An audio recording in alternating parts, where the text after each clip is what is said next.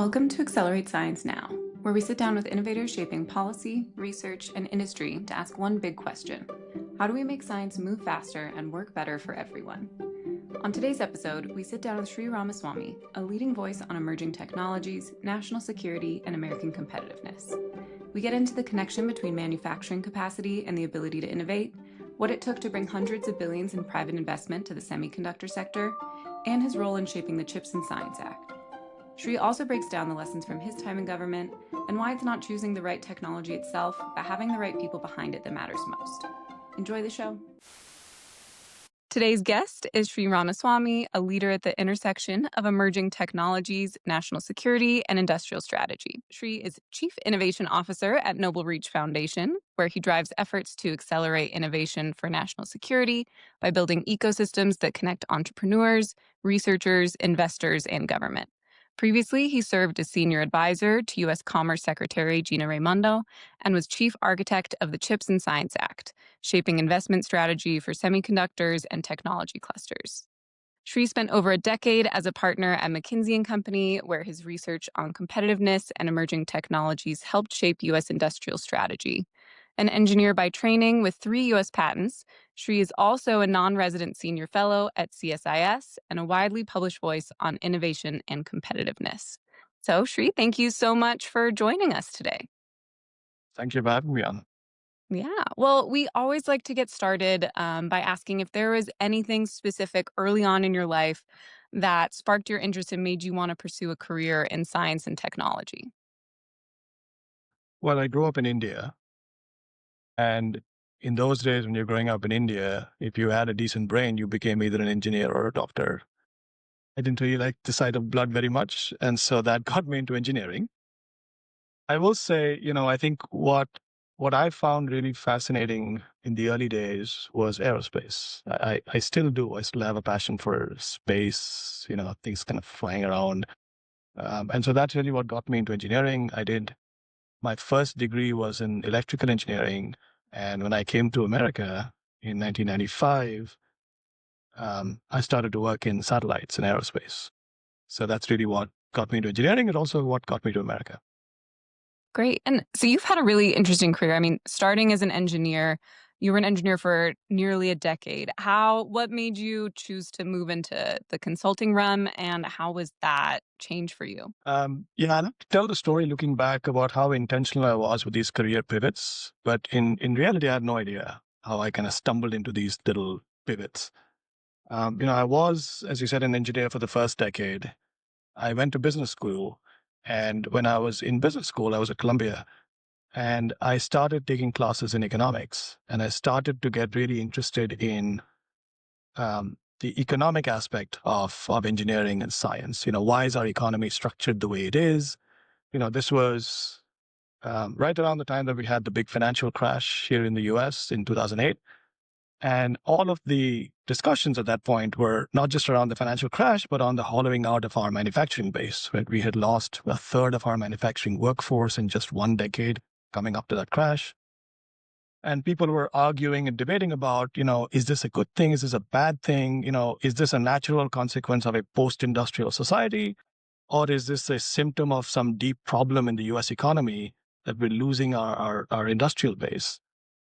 And at that point, I started to combine my engineering background and the engineering training with some of this economics work. And I started to realize, there were some insights that I could see already that other people were not seeing. And so that's really what got me to McKinsey, was the ability, the chance to work with some of these companies that were making these sorts of decisions about moving supply chains from one country to another country, moving, widgets that they were sourcing from Wisconsin and changing their decisions about where to source and going to Korea instead or Taiwan instead. And I liked the chance to work with those sorts of companies to try to understand the thought process, like what was going on here. And as I was doing that, McKinsey also has a think tank called the McKinsey Global Institute, which steps away from individual companies that McKinsey works with and looks at the big picture and says, okay, if every company started to do this sort of thing, when moving supply chains over, hollowing out the industrial base here, doing all of the design and R&D in the US, but doing all the manufacturing somewhere else in China or somewhere else in Asia, what does that do to the nation as a whole? Right? And so that's some of the work that I started to do at the think tank at McKinsey, the McKinsey Global Institute. And that's what, when I say I led research at McKinsey on American competitiveness, that's what I mean, right? The sum total of the actions that American firms, American investors, that American workers, the choices that they make on an individual level, what is the sum total of those choices? And where does this leave us as a nation in our ability to respond to a crisis, in our ability to create jobs and livelihoods for everyone, in our ability to create new innovations, new products out of emerging technologies, right? So a lot of that work is what I was doing at McKinsey. So I think I enjoyed the opportunity at McKinsey to take the engineering work that I've done and combine it with some of this corporate business and economic work that McKinsey was doing. Yeah, yeah, you saw that there were a lot of things larger at play that were affecting your job and went and worked there. That's really great. I know it was 10 years, but if you had to boil it down to, one sentence of what you found of, what those individual decisions and the moving of manufacturing to other countries, what impact does that have on American competitiveness? Oh, Andy Grove, who was one of the initial founders of Intel and was also one of its first CEOs, in 2010, he published an article that I think really captures, what the lessons we learned, and his, up until then, the prevailing philosophy was it's okay for us to lose our manufacturing, lose our industrial base. We just have to make sure that we are the leaders in innovation. And as long as the US is the leader in innovation, it's fine. We will stay competitive. We'll be the home of new technologies and new products. It's okay to have the stuff manufactured somewhere else. And Andy was one of the first people to signal that math doesn't really work. When you lose your manufacturing ability, you actually lose your ability to innovate. You actually lose your ability to take stuff that was going on in a laboratory, bring it to the real world, take it through the engineering and learning curve, and make a commercial product out of it. Right? That ability gets lost over time. And I think what I saw, certainly in the work that I was doing at McKinsey, was that truth manifested in many different ways across many different companies and many different industries, but the same pattern showing up over and over again. Companies or regions that used to do a certain type of thing, certain type of manufacturing or production, decided not to do it anymore, decided to move upstream, higher up the value chain, as they would say, into research and design. And over time, finding that they were not able to do that to the same extent that they could in the past when they still had their manufacturing capacity with them. Fascinating. And so you went then from consulting at McKinsey to working in the federal government and brought some of those lessons, a central role in shaping the Chips and Science Act. And, obviously, huge part of that was trying to solve the problems that you just illustrated for us. Is there any specific outcome from that legislation that you're the most proud of? think, I think the Chips and Science Act had many different pieces to it.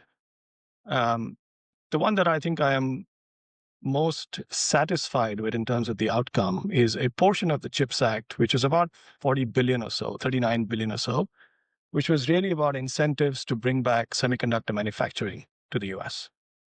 And when I joined the government, Chips and Science was already in motion, right? It's not like I started from scratch, but I was able to engage with Congress and with the White House and with other policymakers to shape the act, to shape the final legislation.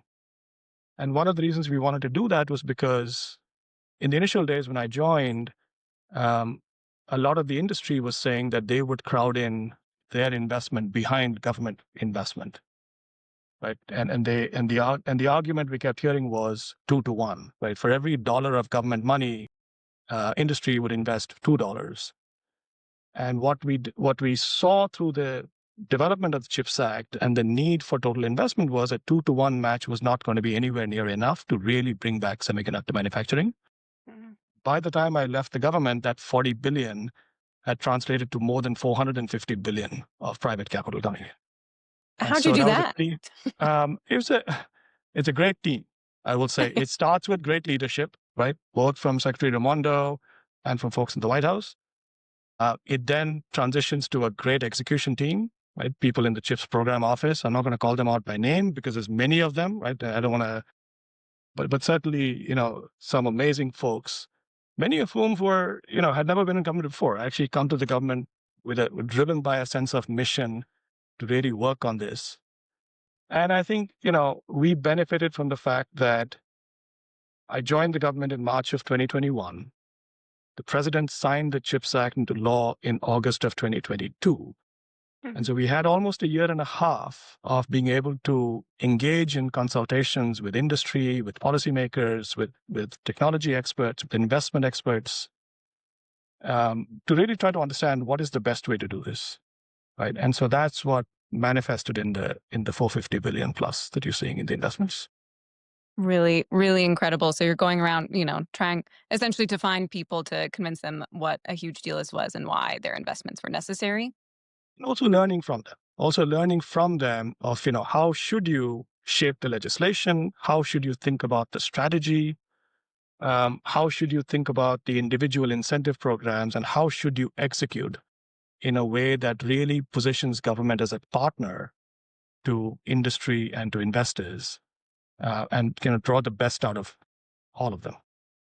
Great. And so shaping that legislation before it was even signed into law to make sure it be as impactful as possible.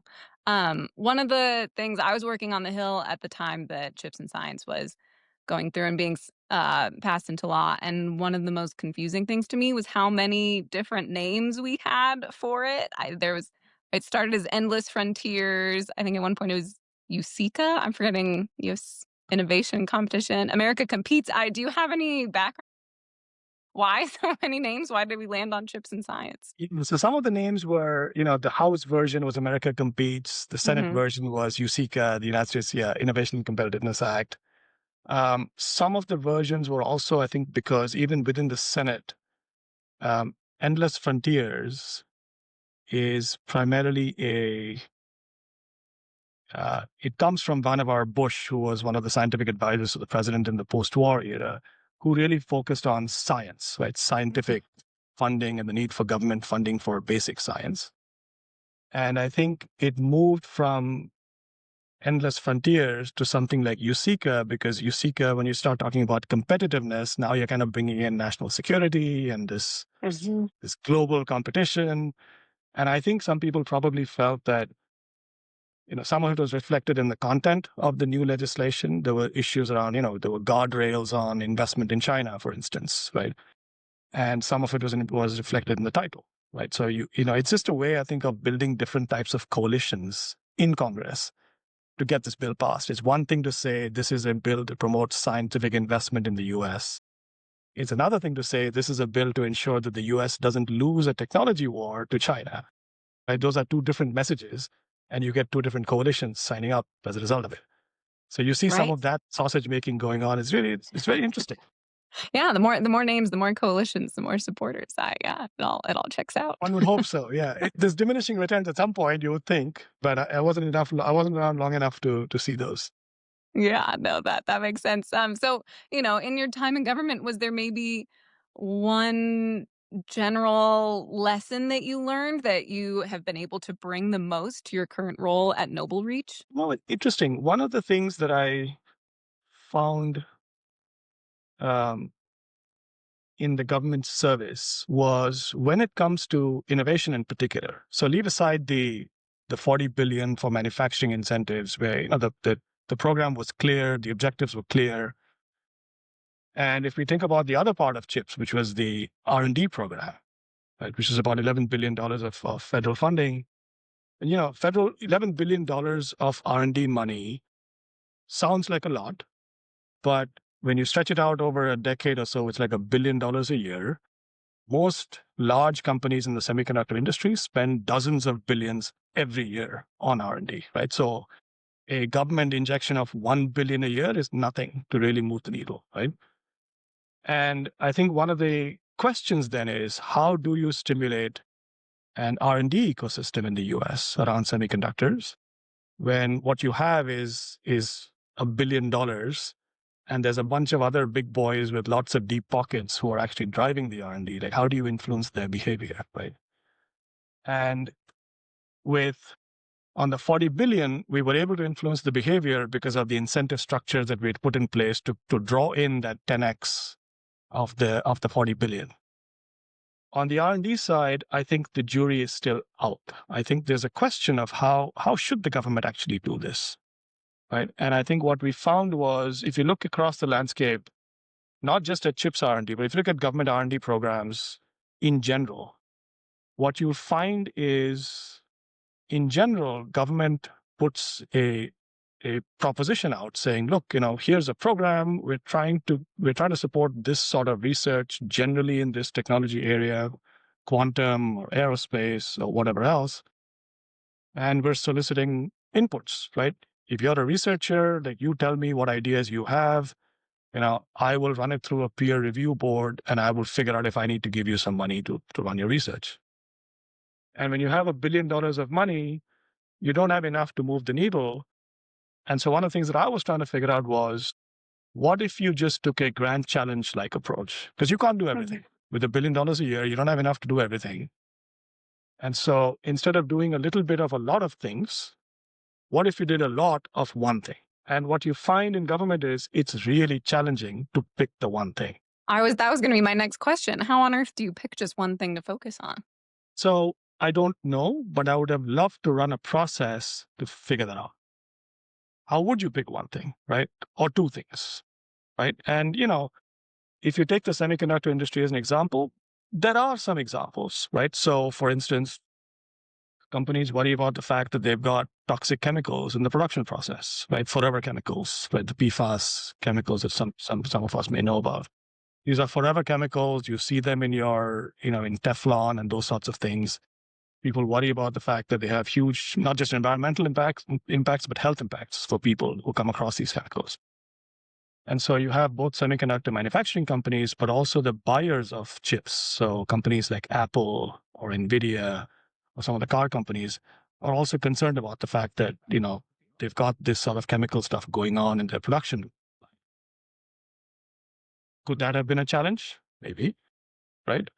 There's also other people worried about a very different topic, which is about, how do I make sure that in my chips, I don't have security backdoors? I don't have, counterfeit chips or a backdoor where adversaries are snooping or collecting my data. How do I know that these chips that go across the world in terms of their production supply chains, how do I know that they're legit, right? That there's an integrity to these chips. I don't have to worry about tampering or anything of that sort. Could that have been a research project, right? Maybe. And so there are 4 or 5 of these big questions over the next 3 to 5 years. So it's not an infinite number of questions. There's a finite set. And the question then becomes, well, if I took this finite set of questions, could I then figure out, okay, what is the most useful thing for government to address in the next 2 or 3 years, right? And I think what I found was, when you're in the government, it's difficult to even conduct a process to sort that out, right? Because I think government, rightly so, doesn't want to be seen as picking winners and losers, right? Emphasizing one thing over another thing. What if you're wrong? What if a whole bunch of people want you to do one thing and then you pick something else? Are they going to feel like they've been left out, right? Always, so yeah. Yeah, so these are all really good arguments for not doing it, right? But then you're not doing anything. You have to. Exactly. But then the outcome is you do a lot of little things that collectively may not move the needle on anything, right?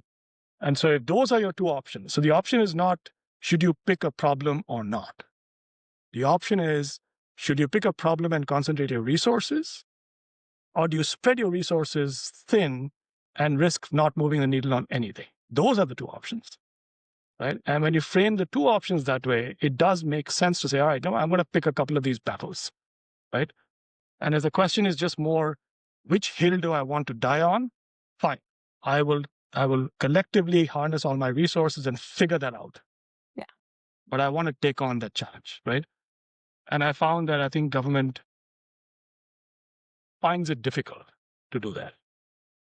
And so one of the things that I'm trying to see at NobleReach is, can this nonprofit that sits between government, industry, and academia and is not beholden to any, funder or donor who has an agenda, can this nonprofit be that sort of neutral platform where as a nation we can come together and say, what are the couple of hills that we really that we should be willing to fight for? Got it. And so is your hope that NobleReach's work will inform the government, or are you really just trying to like inform your own work and the outcomes that NobleReach is? We very much want to work closely with government. Mm-hmm. And we want to work closely with government, but also with industry and academia, right? So when government tries to figure out how to engage with industry, how to engage with investors, there are rules of engagement. So there are constraints, right, on what you can try and what you can't do. And so one of the things that we are hoping that NobleReach can be is a test bed where people can come and try different things, right? And for us, it is always a talent first proposition, right? When it comes to these sorts of technologies, what people forget is, when you're worried about how I bring capital to technology, people tend to forget that there's a third leg of the stool, which is the most important one, which is the talent, right? It is, if there's not enough capital flowing to technology, it's because the capital isn't seeing the seasoned, experienced, credible talent that can de-risk and drive the technologies forward, right? That's what capital is looking for. And so that's NobleReach's proposition is we will find that talent. This is what, the work that NobleReach has done with DARPA coming out of InQtel, is creating a platform of those seasoned entrepreneurs, multi-time CEOs, multi-time startup founders who have worked on these hard technology problems and have a track record showing that they can solve these things and draw capital. It is to create a platform of these sorts of folks and bring these folks and their expertise to these local institutions that have promising technology, they have promising research.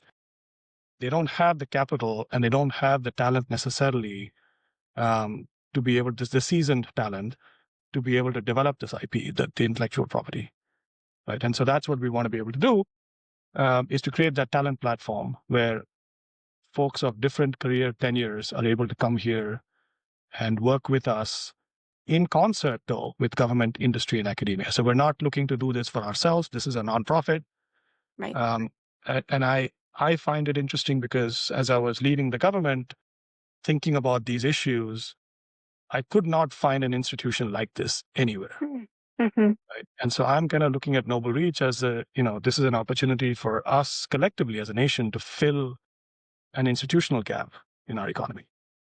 Fascinating. And so, based on the few, hills that we should be fighting for, the problems that are most important to solve, what talent, what skills do you think are most urgently needed right now? So I hate to say it depends.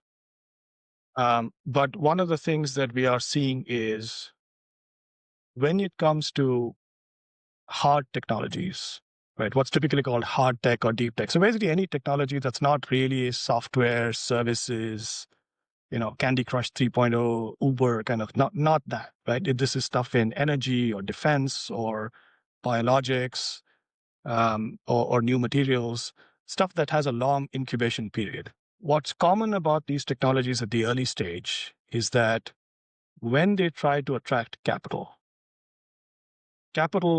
comes to these places where the IP resides and asks two questions. Question number one, do you have any revenue if you're a startup founder? And the answer typically is no, you don't have revenue because you're an early stage startup. Fine. Question number two, who is your team? And if the team is a first-time entrepreneur or a lifelong academic or a researcher who has decided to become an entrepreneur, the capital person looks at that and says, you know what, too much risk, right? This is a tough road. This is tough technology. There is a long road to market. And the car is being driven by somebody who has never driven a car before. So you can see why venture capital looks at that and says, thanks, but no thanks. And so for us, the most important talent to bring in is, first of all, is seasoned talent that knows how to do this and has a track record, has the credibility of doing it, right? That's not enough though, right? Because at the end of the day, this is a mission-driven nonprofit. So the second thing that we're looking for is people with that sense of mission, that they're recognizing that they're not just doing this for their own sake or for the sake of an individual startup or looking into a university or a national lab's portfolio of technologies, say, okay, which is an interesting technology for me to work on. That's not the mindset we're looking for, right? We're looking for people who have a mission mindset to say, all right, I recognize the gaps that are making this nation vulnerable, that are depriving our society of the benefits of innovation. And I'm going to use this expertise and this opportunity not just to support individual technology startups, but to build institutional capacity so that everybody has a better shot at this, right? So that's what we're trying to build. We're trying to build a platform where these seasoned folks can not just come and find good opportunities, but they can also train other people, can codify some of their knowledge so that we can impart it to folks across in ecosystems across the country. And so that, you can really build across government, industry, and academia a platform that just raises all the boats. And so when you're looking at that talent, I get that it's both the mindset that they have, but are you also looking, I would assume, for specific technologies? I know NobleReach's mission emphasizing developing technology for the good of the nation. So how does NobleReach define that purposeful technology? This is the interesting thing, right? So purposeful technology for us is technology that has a broader societal or security benefit, right? That could mean anything. So for us, it comes down to the talent itself, right?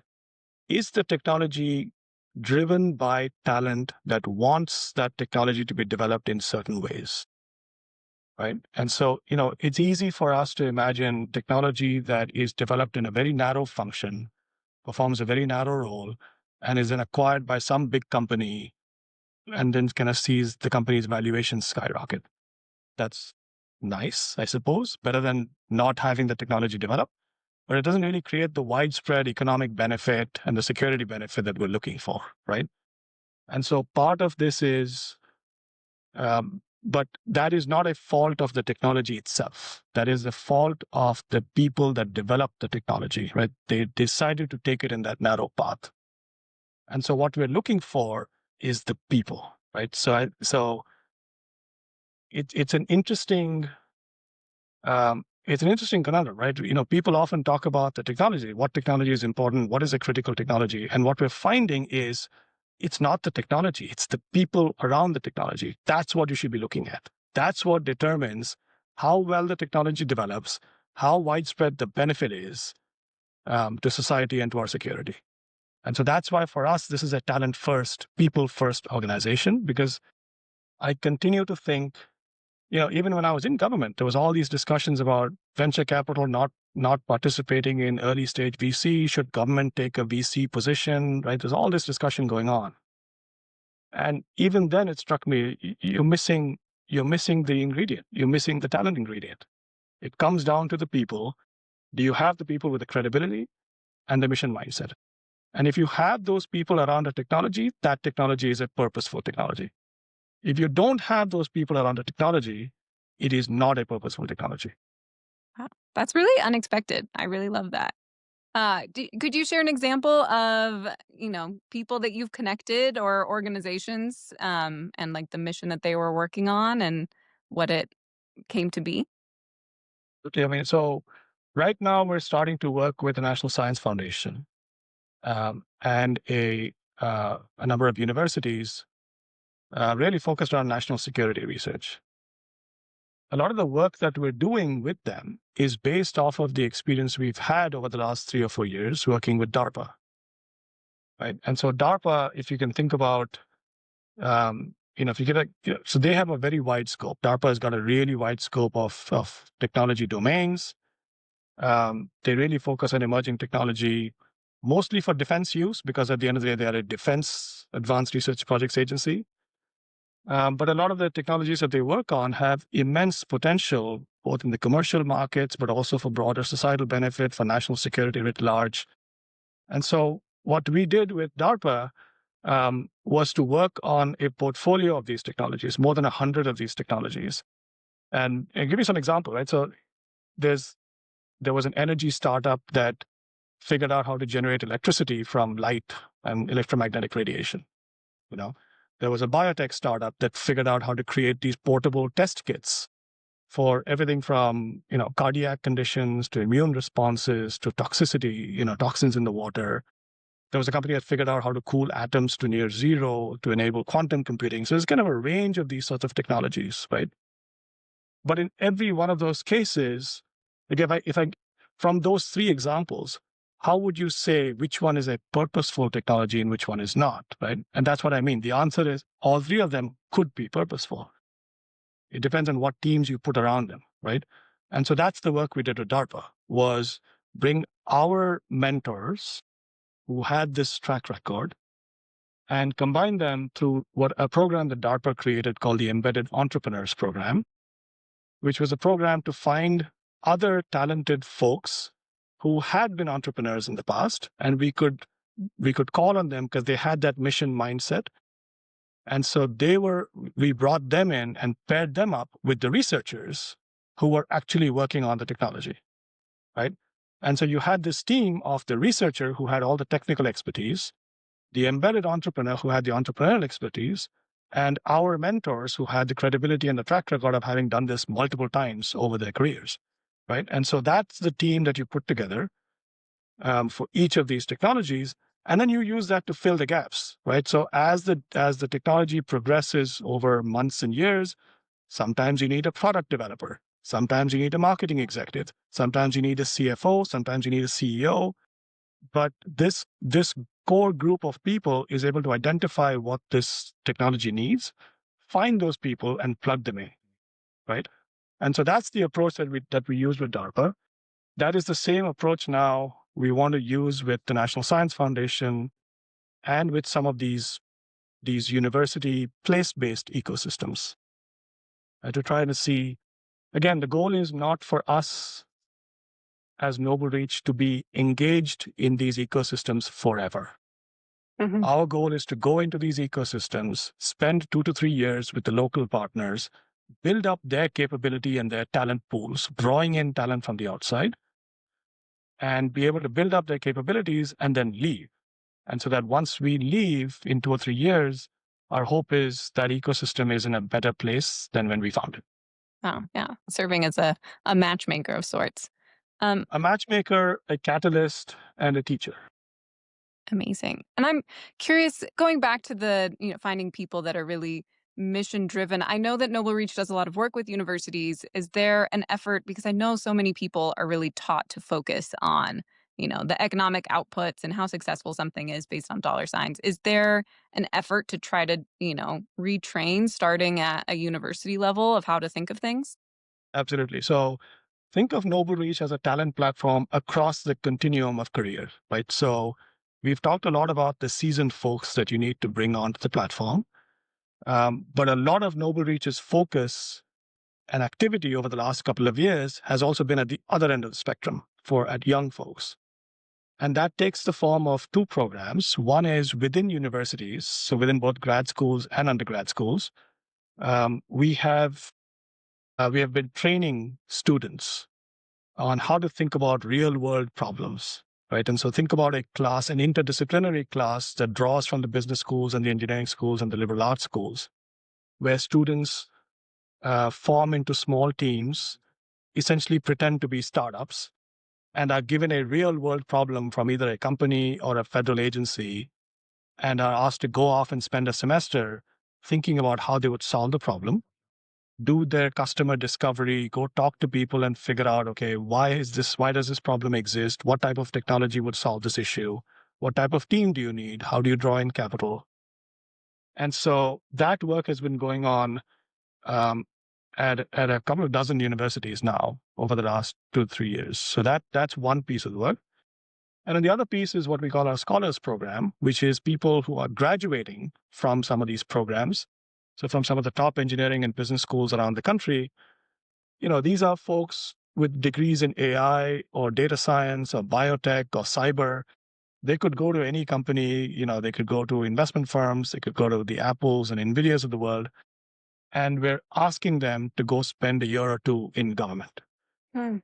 right? And so these are people who would not normally consider a career in government. These are the sorts of people that we brought into the CHIPS office to help us take that 40 billion and make it into 450 billion.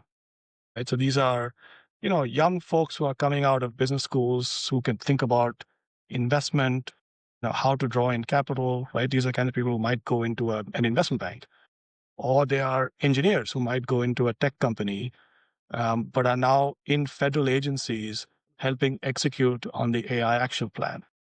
And so these are not necessarily people who are looking for a career in government, and that's not the point. The point is, go see what problems the government is trying to solve, right? Go get a sense of that. And then you can go off and do whatever you want in your career. Um, and at some point, if you have that experience, chances are you'll want to come back and do something later on in your career. By all means, go for it. Right. Or at the Right. very And so that's least, have that sense of public service of exactly, what issues there are out there and how to work on them from any angle. exactly. And so we have the first cohort we put in was to federal agencies like the Space Force and Navy and Treasury.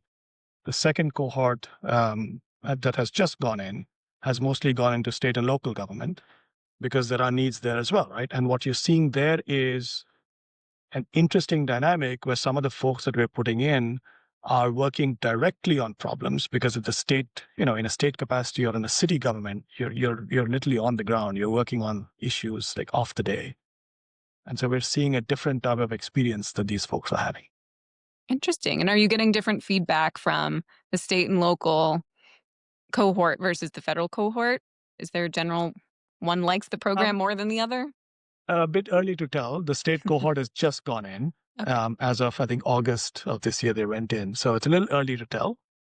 But, the other piece of this is we want to make sure that as these folks go in, um, they benefit from the fact that there's a community supporting them, right? So this is, when I went into government first time, I had no idea what I was doing, to be honest. I mean, I knew kind of the industrial strategy and the investment. I knew all of that stuff. But, I didn't know what an IPC was, and I didn't know what an interagency call was, right? I didn't realize that these are things that, you know, you want to join for the first 3 months that you're in there. And then after that, you try to avoid joining them as much as you can for the rest of the time, right? And so I wish I had a community of this sort. Somebody to tell me, this is what you should expect. This is what you need to know. If this happens, do this. If that happens, do that. And by the way, if you need support, like, you know who to call, right? Outside. And so that's what NobleReach is offering for these folks who are going into government for the first time, is a community of people like me and other people like us who have, been in government before, been around this mission-driven ecosystem, to make sure that they don't feel like they're navigating this on their own. Yeah. And also bringing, fresh eyes and new inspiration to the government, which I think is really important as well. Especially, I think, for some of these technology issues, right? Like, the stuff is moving so quickly. You want a government that is well informed about the latest developments in technology as it's thinking about policy and execution. And so Yeah. I hopefully mean, these folks will provide that. we often hear that science and technology move much faster than policy. Do you think can that gap ever be closed? Is this how we do that by bringing technology and scientists into government? This is one way, right? I mean, I don't know if the gap can ever be closed by anybody. I mean, it certainly when I was at McKinsey working with private companies, we would hear this from the companies too. Right? Like, oh, technology is moving so fast, we don't know how to keep up, right? And there's all this evidence about how every time a new technology comes in, there are some early adopters who use it, and take an advantage, and there's these bunch of the other guys who fast followers, and then the vast majority don't even follow. They get stuck where they are because they're still trying to figure out the last generation of the technology, and now a new generation has come out. So this is not just a government problem, but I certainly hope that the having cohorts of these young folks going in, right, I think will help. And look, I think this is one of those things where this is work in progress, right? This is one of the things this is why I think of NobleReach as a place, as sort of a national test bed. Let's try this out, right? If this works, and it seems to be working, the question then becomes, how do you scale it? right? And so that's where we are on the Young Scholars Program, is trying to figure out how do you scale this now, where instead of a couple of dozen people going in, there are hundreds of people going in every year, right? And so, we're going to need help to do that. That we can't do that on our own. But, we have the track record of having done this for 2 or 3 years. Yeah. Same thing on the innovation side, right? We have the track record of having done this with DARPA, but if we do this imagine doing this across, dozens of ecosystems across the country. We can't do that by ourselves. So we're going to need help to do that. Yeah, definitely. And so I think that leads nicely into what I want to end with. If NobleReach is successful at doing this, what do you think will be different about the US innovation ecosystem in 5 years and 10 years? A number of things will be different. One is there will be a community that knows how to call on itself, right? What you have right now is isolated pockets where people are trying to do the best they can. What we instead want to have is a nationwide community that knows how to do good innovation, how to bring it to market to benefit the nation. And that community is able to invite others to it and is able to support other people, is able to support itself. So that's kind of one thing. Two is we want to see an environment in which promising ideas don't die on the vine, are not poached by adversaries, don't starve for lack of resources or capital, that we're able to identify these promising ideas as a nation and make sure, as you're saying, what is a purposeful technology, that we have an answer to these things, that some things are truly more important than other things, and we need to make sure we prioritize those things, right? And so we want to see an ecosystem across government, industry, and academia that is able to do this, is able to move quickly at the speed of technology, and is nimble and incubate the best. And look, I think for me personally, underlying all this is what we'd like to see is a sense that government is able to solve tough problems, that this country is able to solve tough challenges, right? That we are able to not NobleReach by itself, not going to happen, right? But if we're able to build this community, working with government, industry, and academia, able to restore people's faith that this country can take on tough challenges and solve them, right? Whether that is challenges in inequality, in national security, in climate, in health, there's this prevailing sense of like, God, you don't seem to be able to tackle these tough challenges, right? We get lost in these little things. And that is the overall aspiration. This is kind of why many of us who went into government, right? Or even now, if people who go into government, this is why they go in, right? A sense that we can do better. And that's what I would hope, that in 5 to 10 years, that's where we are, that we are doing better. Well, that's really inspirational. And, instead of ending it right there, I'd love there to be, if there's any kind of call to action you have for anyone who's listening to this that's inspired by the work of NobleReach, what action could someone take today? Talk to us. Come talk to us. There are many ways to get engaged. If you're a young person and you're interested in doing something around public service, come talk to us. If you are a seasoned entrepreneur and is looking to solve some tough challenges, come talk to us. If you are a federal agency or a state agency or one of these mission-driven organizations that is looking for people like this and doesn't know where to find them, we need to hear from you as well. That has been the toughest challenge for us, right?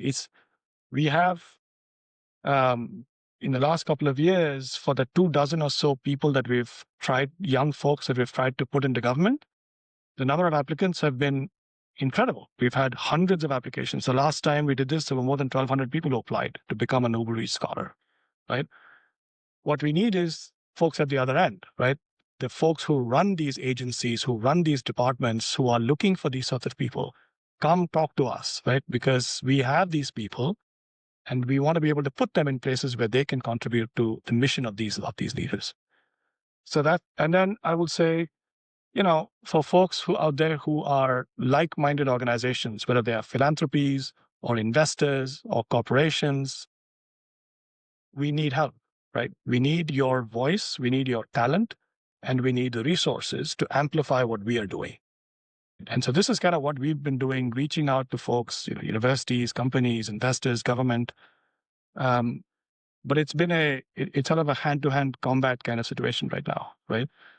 And so we would love to hear from other institutions that like what we're doing or interested in shaping this with us, right? This is not, I often tell people, we are not a company trying to sell a product. We're a mission-driven organization looking for partners, right? And so if you're interested in partnering, come talk to us. Well, what an important mission to be working on. Thank you so much, Sree. This has been really inspiring and insightful, and really appreciate you taking the time to talk with us. Thank you so much.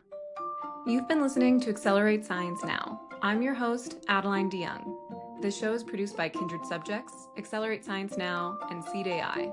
Our executive producers are Josh New and Austin Carson. Special thanks to Kevin King for editing and production. Thanks for joining us, and we'll see you next time.